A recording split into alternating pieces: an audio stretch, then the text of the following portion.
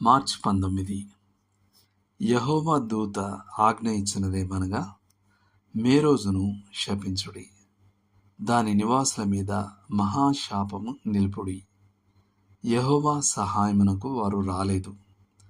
బలిష్ఠులతో కూడి యెహోవా సహాయమునకు వారు రాలేదు. న్యాయాధిపతులు 5వ అధ్యాయం 23వ వచనం. ఇశ్రాయేలు సైన్యం కనానీయులతో యుద్ధంలో నిమగ్నమై ఉండగా పక్కన నిలబడి చూసినందుకు మేరోజు పైకి వచ్చిన శాపాన్ని దెబోరా గీతం పునరుద్ఘాటిస్తుంది. రూబేను ప్రజలు కూడా తీవ్రమైన నిందకు గురయ్యారు. వారికి మంచి ఉద్దేశాలు ఉన్నాయి, కానీ గొర్రెల దొడ్లను విడిచిపెట్టలేదు. గిలాదు, ఆషేరు మరియు దాను జోక్యం చేసుకోకపోవడం వల్ల అగౌరవ ప్రస్తావనను పొందాయి. డాంటే ఇలా అన్నాడు: గొప్ప నైతిక సంక్షోభ సమయంలో తటస్థంగా ఉండేవారి కోసం నరకంలో అత్యంత వేడిగా ఉండే స్థలాలు కేటాయించబడ్డాయి. అవే భావాలు సామెతల గ్రంథంలో కూడా ప్రతిధ్వనిస్తాయి.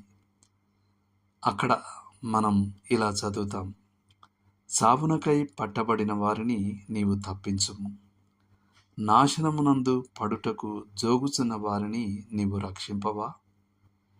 ఈ సంగతి మాకు తెలియదని నీవనుకొనిన ఎడల హృదయములను శోధించువాడు నీ మాటను గ్రహించును గదా. సామెతలు 24వ అధ్యాయం 11-12 వచనాలు.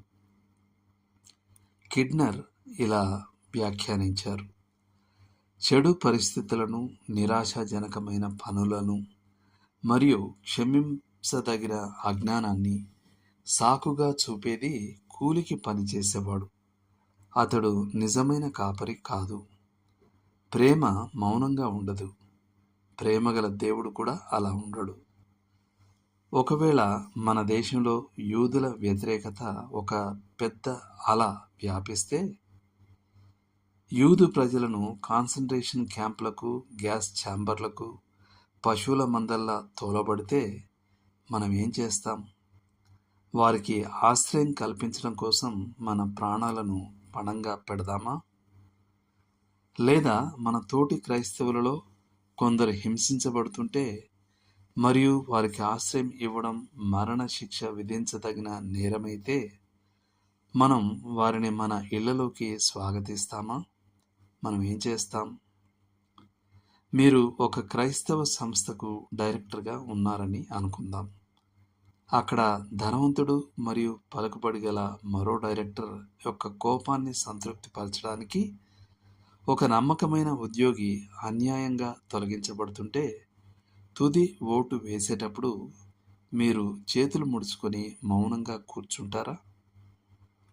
ఒకవేళ యేసు విచారించబడినప్పుడు మనం మహాసభలో లేదా ఆయన సిలువ వేయబడినప్పుడు సిలువ దగ్గర ఉండి ఉంటే మనం తటస్థంగా ఉండేవారమా లేదా ఆయన పక్షాన నిలబడేవారమా?